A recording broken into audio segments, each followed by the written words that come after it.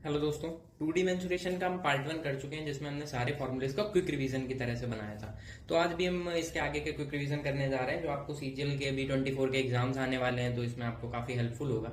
ये सीरीज आप जरूर देख के जाइएगा अगर आप अपना टाइम खराब किए बिना बस आप एग्जाम ओरिएंटेड चीजें जानना चाह रहे हैं, जल्दी से कवर अप करना चाह रहे हैं। अभी भी मॉक देते टाइम भी आप इसको देख सकते हैं, आपको बेटर रिस्पॉन्स मिलेगा मॉक्स में।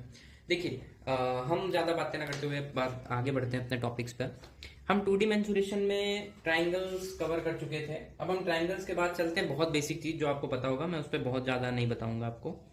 स्क्वायर। स्क्वायर आपको पता है सारी साइडें इक्वल होती हैं।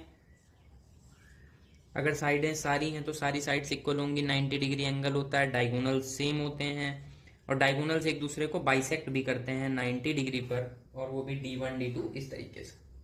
तो आपको इतना चीज पता ही है। अगर मैं एरिया को ए से लिख रहा हूं, एरिया होगा क्या, ए स्क्वायर। पेरीमीटर क्या होगा मेरे भाई, सबका सम, तो 4 बार ए है तो 4A होगा, और D1 इक्वल D2 होता ही है। आपको पता है ये चीज, बड़ा आसान है। अब अगर हम चले ए स्क्वायर को थोड़ा सा ऐसे तिरछा कर दें तो हमें क्या बनता है, जो शेप बनता है वो होता है रोम्बस। रोम्बस का क्या होता है, 90 डिग्री एंगल नहीं होगा, ठीक है। 90 डिग्री एंगल नहीं होगा, D1 और D2 एक दूसरे के इक्वल नहीं होंगे। अगर आप शेप देखो थोड़ा सा इसको ऐसे टेढ़ा करके बनाते हैं, ठीक है, लेकिन साइड सारी सेम होती हैं, बस 90 डिग्री एंगल नहीं होता। अगर हम रोम्बस का एंगल 90 डिग्री करें तो वो स्क्वायर बन जाएगा।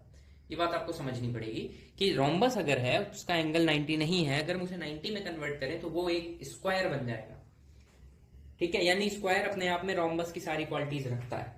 अब आप अगर इसका एरिया देखें, इसका एरिया होगा हाफ इंटू, इसका एरिया हमेशा डायगोनल से निकाला जाता है, D1 इंटू D2 से। आपका इसका जब क्वेश्चन होगा तो आपको डायगोनल जरूर देगा वो, ठीक है। बाकी पेरीमीटर तो सेम 4A रहेगा, और ये जरूर ध्यान रखिएगा डायगोनल 1 डायगोनल 2 के इक्वल होता है कि नहीं होता, नहीं होता है। स्क्वायर में होता है, होने के लिए उसको वैल्यू चाहिए स्क्वायर की। एक और तरीका है एरिया निकालने का, शानदार तरीका होगा, वो होगा area is equal to half.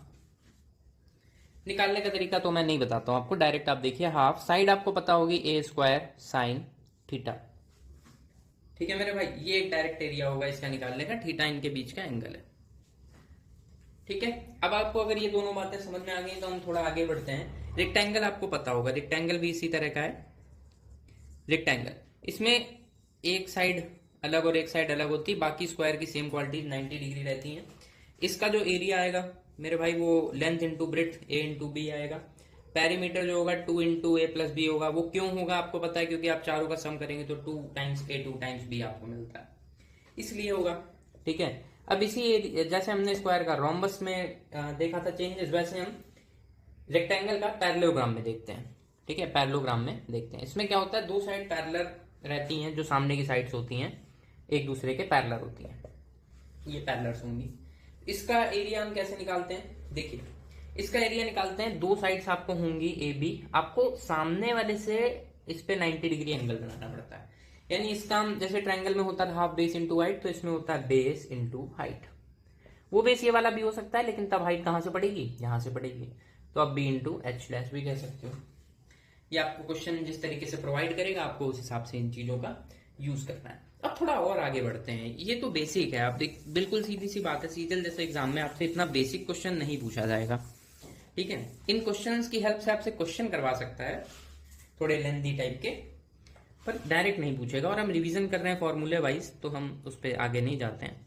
अब देखिए जैसे ट्रेपिज्म है, इसमें कई लोग इसके फॉर्मूले में गड़बड़ी करते हैं। देखिए ट्रेपिज्म का शेप कुछ इस तरीके से होता है, एक साइड छोटी होती है एक बड़ी होगी, और आपको अगर इसका एरिया निकालना है तो यहाँ से आपको एक हाइट ड्रॉ करनी पड़ती है, और उस हाइट की वैल्यू आपको दी होगी, या फिर आप यहाँ पर 90 डिग्री एंगल लगा के पाइथागोरस लगा के निकालने की कोशिश करेंगे, जो भी आपको करस्पॉन्डिंग चीज दी होगी उसके अकॉर्डिंग। इसके एरिया निकालने के मेरे भाई दो तरीके हैं।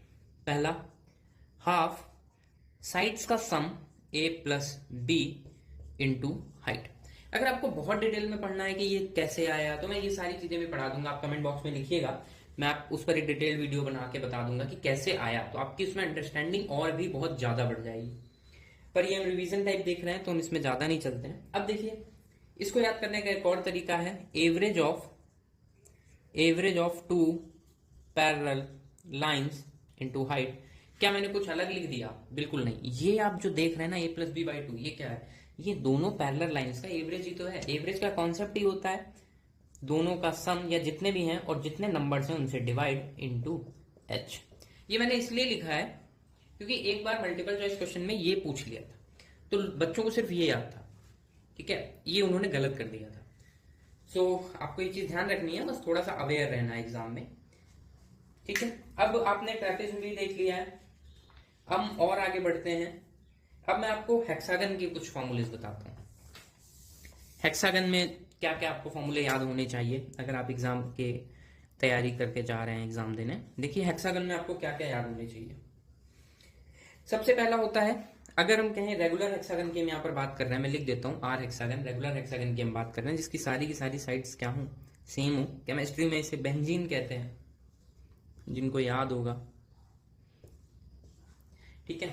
इसका अगर आपको एरिया निकालना है, ठीक है, इसका अगर आपको एरिया निकालना है तो देखिए, अगर आप ध्यान से देखेंगे ना, आप इसको डिवाइड करेंगे तो आप इसमें पाएंगे कि इसमें होते हैं 6 आपके ट्राइंगल्स। अगर हम इसका एक सेंटर बनाएं, इसके अराउंड एक ऐसे सर्कल बनाकर, ठीक है, तो आप देखेंगे कि इसमें होते हैं 6 सर्कल्स। और 6 अगर सेम सर्कल्स हैं तो आपको एक सर्कल का पता होता है √3/4a², पार्ट 1 वीडियो में आपने पढ़ा। अगर ये 6 है तो हम इसमें 6 से इंटू कर दें, कोई गुनाह तो नहीं हो जाएगा। और ये कट पिट के मेरे भाई कितना आएगा, 3√3/2a²। कैसे कटा, अगर आप ये भी पूछ रहे हो, 2 से कट गया ये 2, 2 से कट गया ये 3, ठीक है। ये आ गया आपको एरिया, इतना तो याद रहना चाहिए भाई।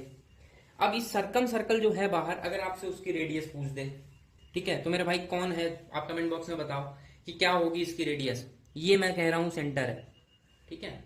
चलिए जाने दीजिए, मैं बता देता हूं आपको। मैंने यहाँ पर फॉर्मूला लगाया इक्विलेटरल ट्रायंगल का, तो ये तीनों तो सेम हो गए ना, तो ये भी रेडियस है, यानी ये भी ए और ये भी ए, यानी इसकी जो सर्कम सर्कल होती है वो उसकी साइड के इक्वल होती है, ठीक है।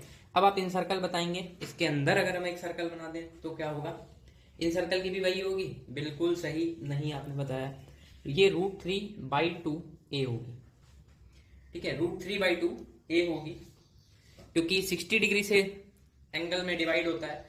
तो आप डिटेल में अगर देखना चाहेंगे तो आप √3/2 का फैक्टर यहाँ पे पाएंगे, क्योंकि sin 60 की वैल्यू होती है।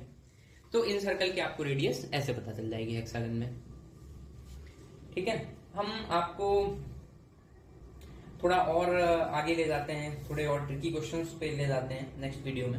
उसके लिए आप पार्ट 3 का वीडियो देखिएगा प्लीज। और लगातार इसी तरीके से अगर आप क्विक रिवीजन करना चाहते हैं तो प्लीज चैनल को सब्सक्राइब कीजिए।